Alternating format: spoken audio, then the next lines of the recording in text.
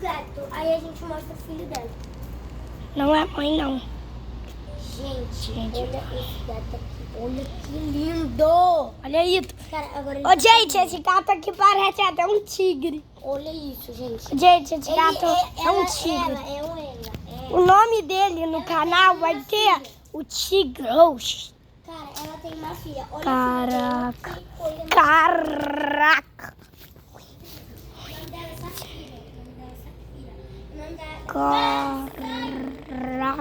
Olha, eu tava gravando um vídeo. Gente, olha aí. Seu chefe. Ai. Olha. Gente, tá tendo uma confusão ali. Olha ela ali. Foi, virou. Gente, esse é o vlog do gato. Para de correr, Pedro. Para de correr, Pedro. Ai. Deixa ele. Pedro, ele vai soltar o gato. Vem, Pedro.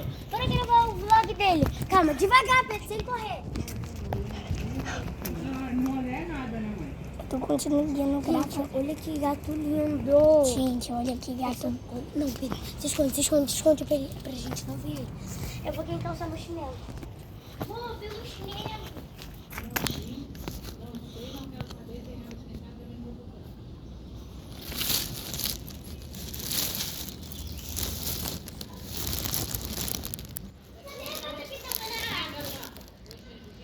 Caraca, gente.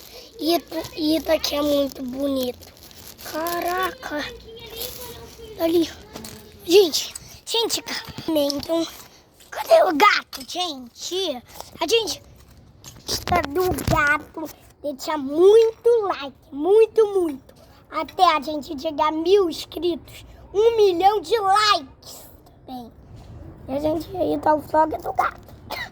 Quem gosta de gato vai ver um grande vlog de...